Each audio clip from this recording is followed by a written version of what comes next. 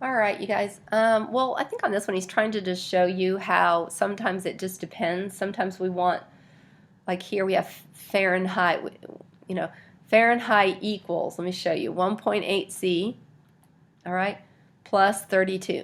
All right, so you give me the Celsius temperature, you give me the Celsius, and the output will be the F, the Fahrenheit temperature.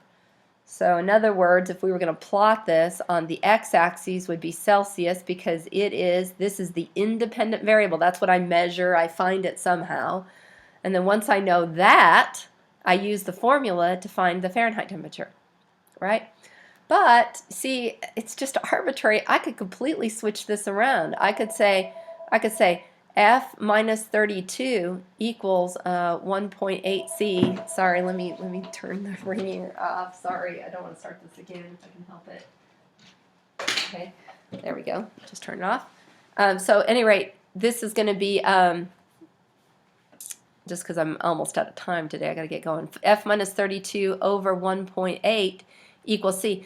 Now, see, now you give me a Fahrenheit temperature, right? This is the inverse relation because now if you give me a Fahrenheit temperature, I can figure out what the Celsius temperature is.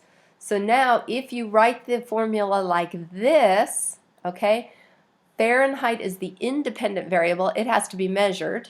You find that somehow, and then using the formula I can find the Celsius temperature. So now I would put Fahrenheit on the x-axis and Celsius, the dependent variable, Celsius, I'm not sure I'm spelling that correctly, but anyway, Celsius on the y-axis. The y is always going to be the independent variable. Sorry. The y is always going to be the dependent variable. The x-axis will always be the independent variable, the one that has to be measured. You have to get this one somewhere else. All right, so that's what we're looking at here, and that's really the answer to A. So what is the process? It's the same. It doesn't really matter. Both processes are the same, involving original equation for the independent variable in terms, there really isn't any difference. It's just arbitrary. Sometimes you pick one way and sometimes you pick the other way. All right, so let's answer B now. I hope that kind of makes sense a little bit. The Fahrenheit temperature of an object is a linear equation. You may recall, solve this equation for C in terms of F. Oops, we already did that. Okay, so we've already done B too. Okay, we're good. We are cooking with gas here, right? It's going to be F minus 1.8 C. No. F minus 32. Excuse me.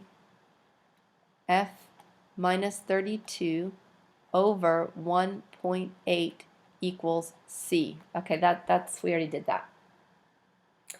And again, what word describes how this function relates to the function in the book? F equals 1.8 C plus 32. Well, these are inverse operations. They're just inverse functions. Okay. Now, under what conditions might it be more convenient to use the equation for the inverse function in a mathematical model problem instead of the equation expressing the dependent variable in terms of the independent? And again, I think I've already answered this too. It just depends. If I can measure and find the Fahrenheit temperature, if I can measure and find the Fahrenheit temperature, then I want to use this equation right here. And then this will tell me, using the formula, what the Celsius temperature is. So then then I would plot it like this: Fahrenheit on the x, Celsius on the y, because you give me an F and I can use the formula to find y, right? But it's just arbitrary because it could be I would use this formula right here, F equals 1.8 C plus 32. You give me a Celsius temperature, you measure that somehow with a thermometer that measures Celsius, and then I can use the formula to find Fahrenheit. So this would be the independent variable, this the dependent. We always do the dependent variable, the one we get from the formula, on the y-axis, and the independent variable on the other. I don't know, hopefully that makes some sense, just a little bit.